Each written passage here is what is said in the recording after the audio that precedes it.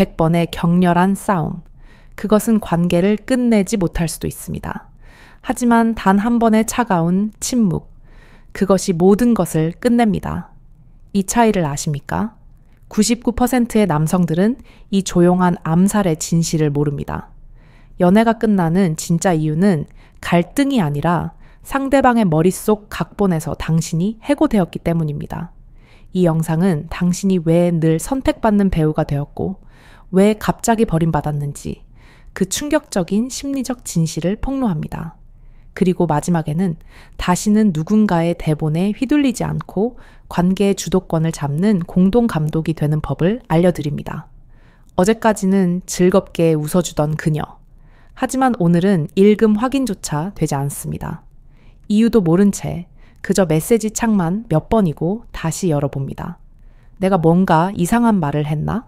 그저 바쁜 것뿐이겠지. 스스로에게 그렇게 타이르면서도 마음 한구석은 불안합니다. 그런 경험 당신에게도 있지 않습니까? 그리고 문득 깨닫게 됩니다. 도대체 무엇이 잘못됐던 걸까? 결론부터 말씀드리겠습니다. 당신이 무언가 나쁜 짓을 한 것은 아닐 수 있습니다. 그것은 당신이 그녀의 이야기에서 하차당한 것, 단지 그뿐일 수 있습니다. 그 이야기란 대체 무엇일까요? 연애 초기 단계에서 여성은 상대를 이상적인 영웅의 모습과 겹쳐봅니다. 심리학에서 말하는 투영입니다. 다정하고 기댈 수 있으며 공감 능력도 뛰어난 사람. 그런 자신에게 유리한 주인공의 모습을 당신에게 일방적으로 기대했던 것입니다. 그렇다면 왜 그 이상은 어느 날 갑자기 무너져 버리는 것일까요? 그것은 당신이 그녀의 이야기 속 배역에서 벗어나는 순간에 일어납니다. 그녀의 마음속에는 이랬으면 하는 남자친구라는 대본이 존재합니다. 다정하고 눈치 빠르고 강하지만 섬세함도 갖춘 마치 순정 만화 속 주인공 같은 남성. 당신이 아무리 성실하더라도 그 대본대로 움직이지 않는다고 느낀 순간 그녀의 뇌는 이렇게 판단합니다. 아, 이 사람이 아니었네? 그리고 그녀는 자신의 연애 대본을 수정하는 대신 그 대본에 딱 들어맞는 새로운 주연 배우를 찾기 시작합니다. 즉, 당신은 대본의 문제가 아니라 배역의 문제로 버림받은 것입니다. 이것이 이른바 개구리와 현상이라 불리는 급격한 식어버림의 정체 중 하나입니다. 당신이 꼭 나빠서가 아닐 수도 있습니다. 단지 그녀의 이상적인 대본에서 당신이 조용히 하차당했을 뿐입니다. 그녀가 사랑했던 것은 당신이 아닐지도 모릅니다. 처음에는 그녀의 마음이 분명 자신을 향해 있었습니다. 하지만 어느 날을 기점으로 아무 말 없이 조용히 떠나갔습니다. 그 미소도 그 말들도 마치 없었던 일처럼 사라져갑니다. 도대체 무엇이 변한 걸까요? 그 해답은 심리학자 융기 제창한 아니무스라는 개념에 있습니다. 아니무스란 여성의 무의식 속에 존재하는 이상적인 남성상을 말합니다. 더 쉽게 말해 그녀의 마음 깊은 곳에는 이랬으면 하는 남자라는 이미지의 집합체가 있다는 것입니다. 그것은 어린 시절부터 주입된 이야기나 가족관계, 과거의 연애 등 다양한 경험을 통해 형성된 것입니다. 그녀가 당신과 사랑에 빠졌을 때 실제로는 당신 그 자체가 아니라 그 아니무스의 모습과 당신을 겹쳐 보았을 가능성이 있습니다. 즉, 그녀는 자신 안에 있는 이상의 영웅상을 당신에게 투영하고 있었던 것입니다. 하지만 융은 이것이 여성에게만 일어나는 일이 아니라고 말했습니다. 남성에게도 아니마라는 이상적인 여성상이 무의식 속에 존재합니다.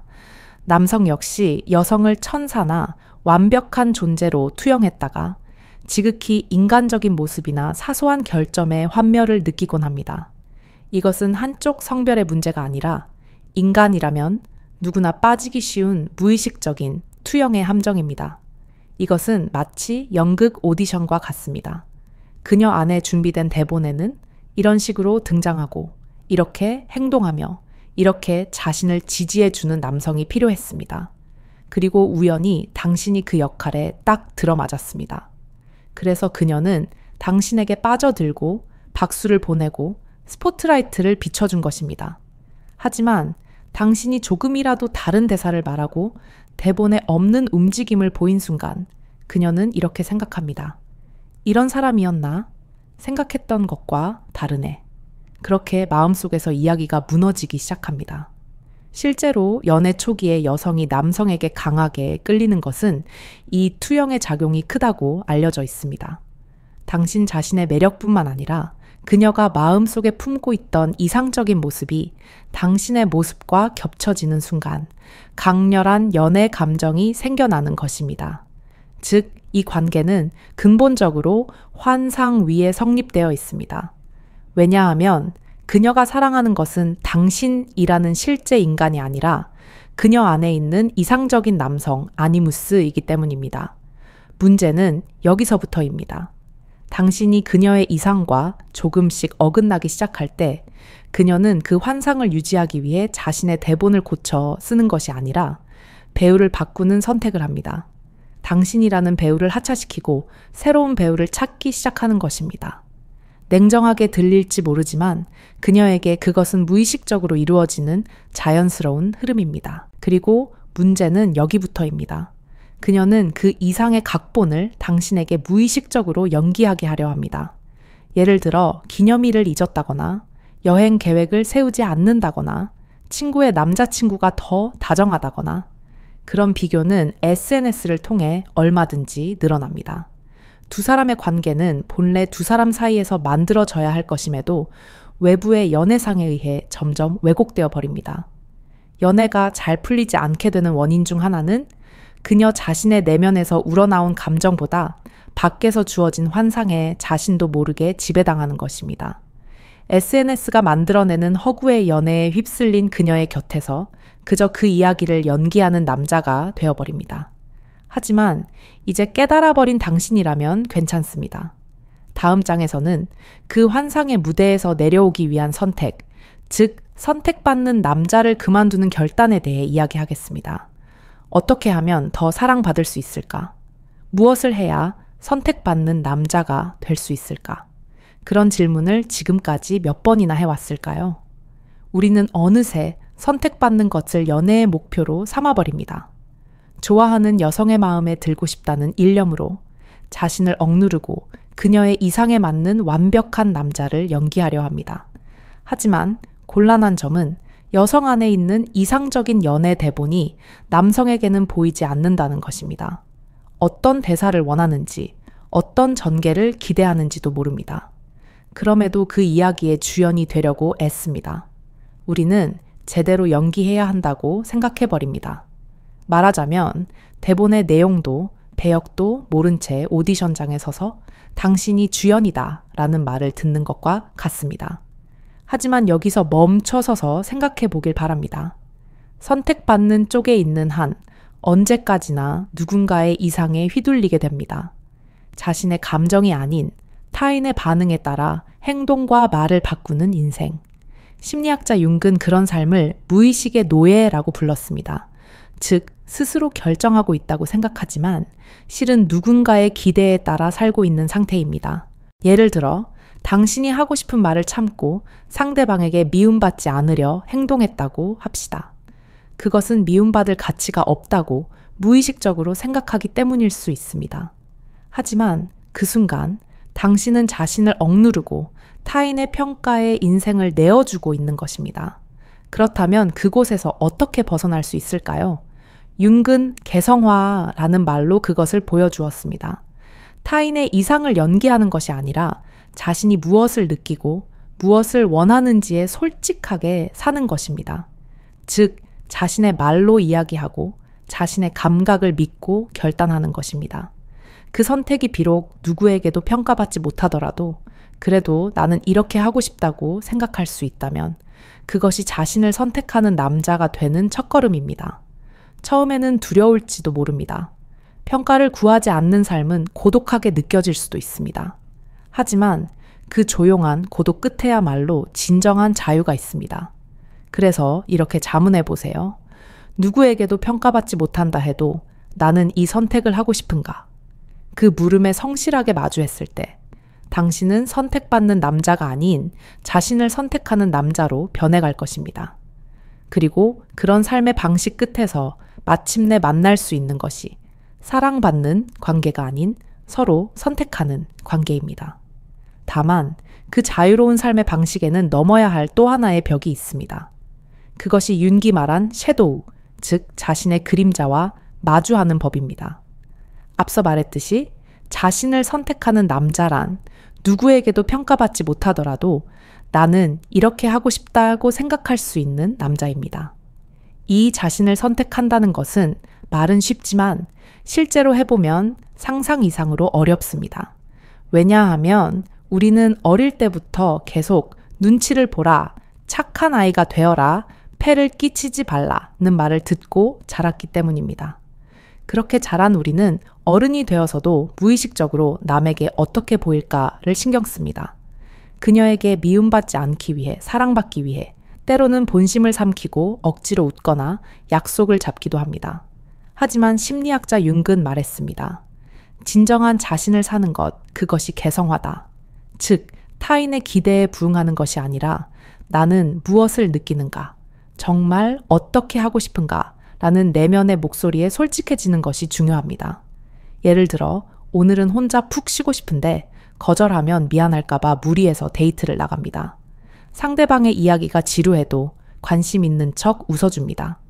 이런 사소한 연기를 거듭하다 보면 자신도 모르는 사이에 자신의 감정을 잘 알 수 없게 됩니다. 그렇다면 어떻게 해야 할까요? 그 열쇠가 되는 것이 섀도우, 즉 그림자라 불리는 감정입니다. 융은 말했습니다. 사람은 누구나 자신 안에 보고 싶지 않은 부분을 안고 있다. 예를 들면 열등감, 질투, 분노, 불안, 이기심 같은 부정적인 감정들입니다.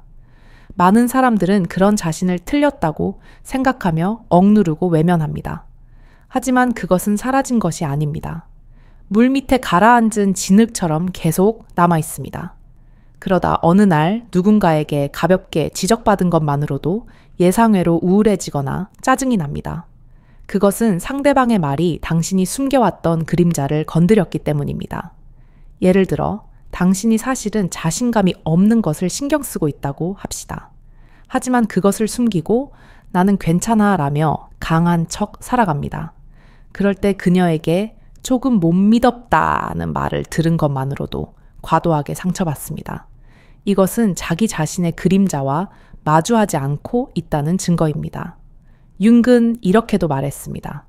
자신의 그림자를 받아들이지 못하는 자는 그것을 타인에게 투영한다. 즉, 자신의 싫은 부분을 인정하지 못하면 비슷한 부분을 가진 타인을 유난히 용서하지 못하게 됩니다. 반대로 자신의 그림자와 제대로 마주하고 이것도 나다 라고 받아들였을 때 비로소 타인의 평가나 기대에서 자유로워질 수 있습니다. 왜냐하면 더 이상 꾸밀 이유가 없어지기 때문입니다. 예를 들어 미움받기 싫어서 다정하게 대하는 것이 아니라 정말로 다정하게 대하고 싶어서 그렇게 합니다. 상처받기 싫어서 침묵하는 것이 아니라 전하고 싶은 말이 있어서 이야기합니다. 그렇게 자신의 의지로 행동을 선택할 수 있게 되면 연애에서도 연기할 필요가 없어집니다. 이상적인 남자친구 모습에 맞출 필요도 없고 미숙함이나 약함도 그대로 보여줄 수 있게 됩니다. 그러니 이렇게 자문해 보세요. 지금의 나는 진심으로 원하는 선택을 하고 있는가? 아니면 미움받지 않는 나를 연기하고 있을 뿐인가? 자신을 선택하는 남자가 된다는 것은 완벽해지는 것이 아닙니다. 약함이나 미숙함이 있더라도 그래도 나는 나다라고 자신의 인생을 받아들이는 것입니다. 그렇게 각오를 다졌을 때 당신은 더 이상 누군가에게 선택받을 필요가 없어집니다. 그리고 그렇게 스스로 자신을 선택한 남자에게는 신기하게도 똑같이 자신을 살고 있는 여성이 나타납니다. 그것은 선택받는 사랑이 아닙니다. 서로 선택하는 관계의 시작입니다. 그렇다면 환상에 휩쓸리지 않기 위해 구체적으로 무엇을 해야 할까요? 과거의 자신을 종이에 적어보는 것만으로는 부족할 수 있습니다. 진정한 해법은 배우의 역할을 그만두고 공동 감독이 되는 것입니다. 첫째, 대본 추측을 멈추십시오.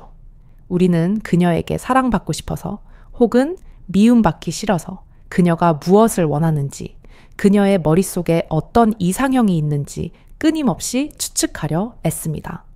하지만 이것이야말로 당신을 무의식의 노예로 만드는 행동입니다.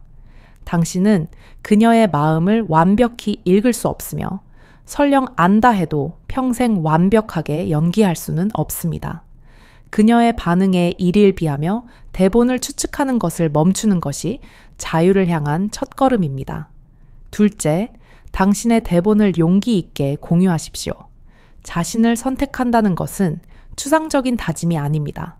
그것은 당신의 필요, 당신의 경계선, 그리고 당신의 그림자, 즉 당신의 약점까지도 솔직하게 테이블 위에 올려놓는 행동입니다. 나는 이런 사람이다. 나는 이것이 중요하며 저것은 참을 수 없다고 구체적으로 말하는 것입니다. 이것은 당신이 선택받기를 포기하고 대신 이해받기를 선택하는 성숙한 순간입니다. 당신의 미숙함과 약점을 드러내는 것을 두려워하지 마십시오. 그것이야말로 환상이 아닌 진짜 당신을 받아들여 줄 사람을 만날 유일한 방법입니다. 셋째, 공동 집필을 제안하십시오. 그녀의 대본에 일방적으로 맞추거나 당신의 대본을 강요하는 대신 두 사람의 공동 각본을 만들자고 제안하는 것입니다. 그녀에게 물어보십시오. 당신이 진정으로 관계에서 원하는 것은 무엇인가? 그리고 당신의 것도 정직하게 말하십시오. 내가 진정으로 원하는 것은 이것이다. 그런 다음 가장 중요한 질문을 던지십시오. 우리가 함께 만족할 수 있는 우리만의 새로운 대본을 써보지 않겠는가? 이것이 바로 환상을 걷어내고 현실을 마주하는, 서로 선택하는 관계의 시작입니다. 이 질문을 할 수 있을 때 당신은 더 이상 누군가의 이상에 맞춘 배우가 아니라 당신의 삶을 주도하는 감독이 되는 것입니다. 지금까지 이야기했듯이 많은 연애는 무의식적인 대본에 따라 진행됩니다. 여성은 자신 안에 있는 이상적인 글을 상대에게 겹쳐봅니다. 그리고 그 이상이 무너진 순간 관계는 소리 없이 식어갑니다. 하지만 그렇기 때문에 우리는 앞으로의 연애를 선택받는 관계가 아닌 서로 선택하는 관계로 바꿔나갈 필요가 있습니다. 선택받는 연애란 상대방의 마음에 드는 것을 최우선으로 생각하는 연애입니다. 기대에 부응하고 연기하고 자신을 억누르면서까지 상대방에게 맞추려 합니다. 하지만 서로 선택하는 연애는 다릅니다. 그 안에서는 서로가 서로의 있는 그대로 존재하며 그 위에서 이 사람과 함께 있고 싶다고 자신의 의지로 선택합니다. 물론 그러기 위해서는 용기가 필요합니다. 본심을 말하는 것, 약점을 보이는 것, 기대에 부응하지 못하는 자신을 인정하는 것, 그리고 무엇보다 상대방의 현실도 받아들일 각오가 필요합니다.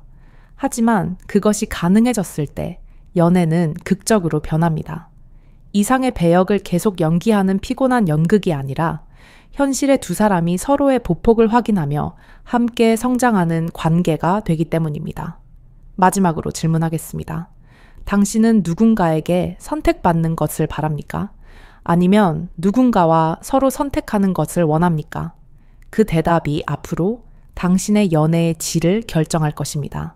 결국 모든 환상은 깨지게 되어 있습니다. 중요한 것은 환상이 깨진 후 서로의 진짜 대본을 마주할 용기입니다.